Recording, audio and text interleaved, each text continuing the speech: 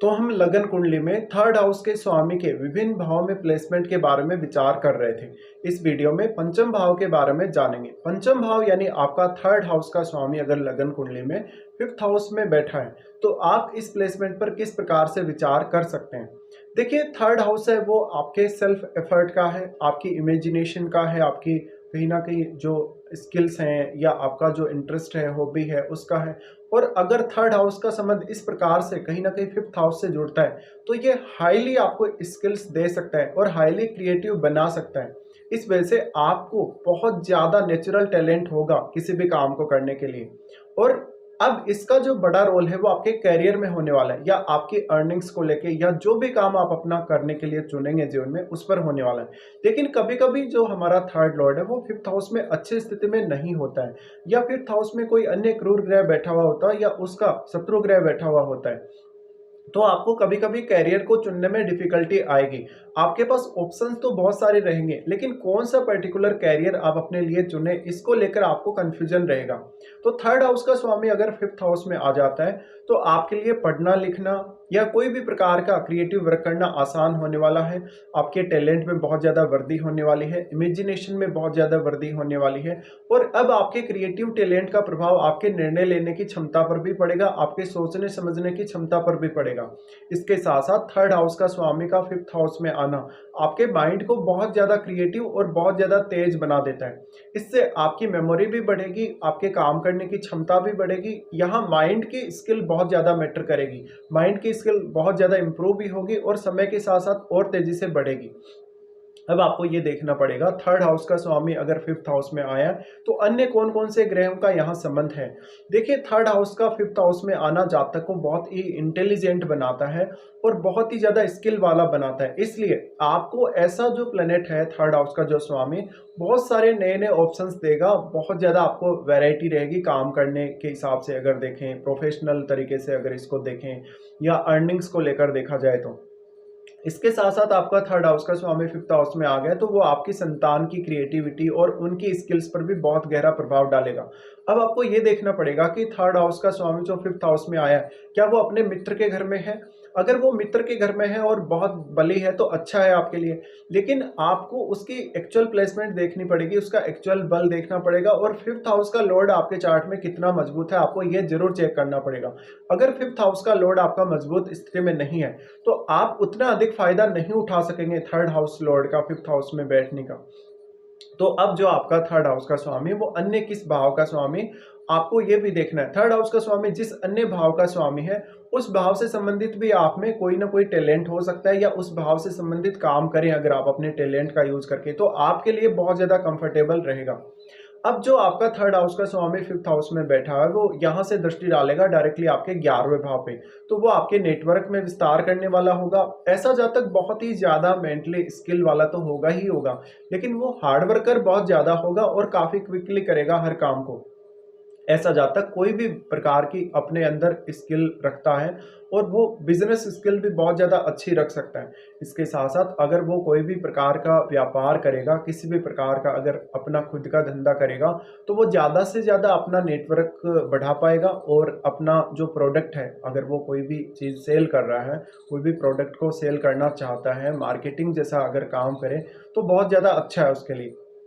हालांकि आपको यहाँ प्लेनेट विशेष के हिसाब से जरूर देखना चाहिए, लेकिन हम यही मानते हैं अगर थर्ड हाउस का स्वामी फिफ्थ हाउस में आ जाए तो जातक को अर्निंग्स के मामले में मल्टीपल ऑप्शंस देगा, लेकिन आपको कौन सा एक परफेक्ट ऑप्शन अपने लिए चुनना चाहिए लाइफ में ये आपको सोचना पड़ेगा यहाँ पर।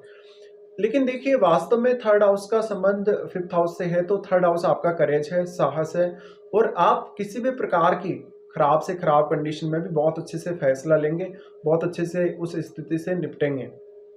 थर्ड लॉर्ड का फिफ्थ हाउस में आना आपके माइंड को हमेशा एक्टिव रखेगा, आपकी इमेजिनेशन को हमेशा एक्टिव रखेगा और सोचने समझने में भी आपको कठिनाई नहीं होगी और काम करने में भी कठिनाई नहीं होगी। लेकिन कभी कभी अगर जैसे थर्ड हाउस का स्वामी जैसे मंगल जैसा ग्रह है या चंद्रमा जैसा ग्रह है तो आपको अपने मन पर कंट्रोल रखना उतना ही ज्यादा जरूरी भी होगा, ये भी आपको समझना है। तो यहाँ प्लेनेट का रोल बहुत ज्यादा अहम है। अब जो आपका थर्ड हाउस का स्वामी फिफ्थ हाउस में आया है, वो फिफ्थ हाउस के थ्रू आपको ज़्यादा से ज़्यादा इनकम दे सकता है। तो फिफ्थ हाउस के थ्रू जो भी आप इनकम प्राप्त करेंगे, हो सकता है वो लॉटरी वगैरह से, सट्टा वगैरह से प्राप्त करें, शेयर मार्केट से आप प्राप्त करें। तो यहाँ कुछ हद तक आपका जो पार्ट रहेगा अर्निंग्स में, वो आपकी रिस्क लेने का भी रहेगा। तो रिस्क फैक्टर भी आपकी लाइफ में बहुत ज़्यादा एक्टिव रहेगा। तो आप अब कितना ज़्यादा रिस्क लेंगे? अगर थर्ड हाउस का स्वामी एक क्रूर ग्रह है, तो आप बहुत ज़्यादा रिस्की रहेंगे। और अगर थर्ड हाउस का स्वामी एक शुभ ग्रह है, तो आप अपनी खुद की स्किल्स पे ज़्यादा फोकस करेंगे, खुद की क्रिएटिविटी पर ज़्यादा ध्यान देंगे और रिस्क कम लेंगे। तो यहाँ पे अब आपको फिफ्थ हाउस लॉर्ड की स्ट्रेंथ देखनी पड़ेगी। फिफ्थ लॉर्ड अगर बहुत अच्छा बैठा है आपके चार्ट में, बहुत बढ़िया स्थिति में है, तो आप फिर भी अच्छी खासी रिस्क ले सकते हैं अपने जीवन में। इसके साथ-साथ संतान में वो कितनी ज़्यादा एनर्जी देगा, संतान को कितनी प्रकार की स्किल्स देगा, ये उस प्लैनेट पे डिपेंड करता है। सपोज़ करो अगर किसी का भी थर्ड लॉर्ड जैसे बुध जैसा ग्रह है, बृहस्पति जैसा ग्रह है या सूर्य जैसा ग्रह है, तो वो आपके लिए और भी ज़्यादा अच्छा साबित हो सकता है कहीं न कहीं क्रिएटिविटी के मामले में या आपकी लर्निंग्स के मामले में, स्टडीज़ के मामले में। इसके साथ-साथ वो आपके 11th हाउस पर दृष्टि डालता है, तो 11th हाउस में भी वो अपना प्रभाव अवश्य ही डालेगा। इसलिए 11th हाउस से रिलेटेड काम करना भी आपके लिए काफ़ी ज़्यादा आसान होने वाला है और काफ़ी ज़्यादा कंफर्टेबल भी होने वाला है। अब आपको ये देखना पड़ेगा कि आपके 11th हाउस में कोई भी अन्य ग्रह स्थित है या नहीं है। 11th हाउस में जो भी ग्रह स्थित रहेगा, वो आपके थर्ड हाउस के लॉर्ड पर प्रभाव डालेगा, क्योंकि उसकी दृष्टि रहेगी पंचम भाव पर। इसके साथ-साथ क्या पंचम भाव का संबंध आपके 10th हाउस से है, आपके 11th हाउस से है, या एक्चुअल में कौन से भाव से है? और आपके फिफ्थ हाउस पर कौन-कौन से ग्रहों की दृष्टि है? क्या जिन ग्रहों की दृष्टि है, उनका संबंध आपके फिफ्थ लॉर्ड के साथ है या नहीं है? तो अगर बहुत ज़्यादा ग्रहों की दृष्टि पड़ेगी फिफ्थ हाउस पर या फिफ्थ लॉर्ड के साथ अन्य ग्रहों का संबंध बनेगा, तो वो भी कहीं न कहीं आपके एफर्ट्स को ईज़ी बनाने वाला है और आपको ज़्यादा से ज़्यादा स्किल्स प्रोवाइड करने वाला है। अब लेकिन थर्ड लॉर्ड का फिफ्थ हाउस में आने से कहीं न कहीं आपकी जो निर्णय लेने की क्षमता है या जो आपकी लाइफ में रिस्क लेने की क्षमता, वो बहुत ज़्यादा बढ़ जाती है। सोचने-समझने की क्षमता भी बहुत ज़्यादा बढ़ जाती है और आप मेंटल लेवल पे भी काफ़ी ज़्यादा स्ट्रॉन्ग होते हैं कभी-कभी। आपके चार्ट में आप ये ज़रूर देखें कि चंद्रमा कितना ज़्यादा स्ट्रॉन्ग है। अगर इस स्थिति की वजह से अगर चंद्रमा काफ़ी अच्छा स्ट्रॉन्ग है आपके चार्ट में, तो आपको हमेशा ही काफ़ी ज़्यादा मल्टीपल काम करना ईज़ी रहेगा और बहुत सारा अलग-अलग प्रकार का आप में टैलेंट रहेगा, बस आपको उसको परफेक्ट तरीके से काम में लेना पड़ेगा लेकिन। थर्ड लॉर्ड अगर फिफ्थ हाउस में आ जाए, तो जातक की लर्निंग्स पे बहुत गहरा असर डालता है। जातक बहुत क्विकली सोचने वाला और बहुत जल्दी सीखने वाला होता है। तो वास्तव में वो अपनी पढ़ाई जो वो कर रहा है स्कूल या कॉलेज में, उसके अलावा भी वो बहुत सारी चीज़ें नई-नई करता है, नए-नए एक्सपेरिमेंट करता है अपनी लाइफ में और बहुत कुछ वो उनसे नया सीखता भी है। तो यहाँ आपकी लर्निंग की कैपेसिटी और आपकी इमेजिनेशन बहुत ज़्यादा बढ़ जाती है। ऐसा जातक एक अच्छा कवि या एक अच्छा लेखक भी बन सकता है और वो अपने स्किल्स की वजह से काफ़ी पॉपुलर होगा, क्योंकि जो थर्ड लॉर्ड फिफ्थ हाउस में बैठा है, वो आपके 11th हाउस से आपको कनेक्ट कर रहा है। इसके साथ-साथ जो आपका थर्ड लॉर्ड फिफ्थ हाउस में आया है, वो अन्य कौन-कौन से भावों पर आपकी दृष्टि डाल रहा है, वो उन भावों से संबंधित भी आपके लिए काम बहुत ईज़ी करने वाला है। तो आपको ये अवश्य चेक करना चाहिए अपने चार्ट में।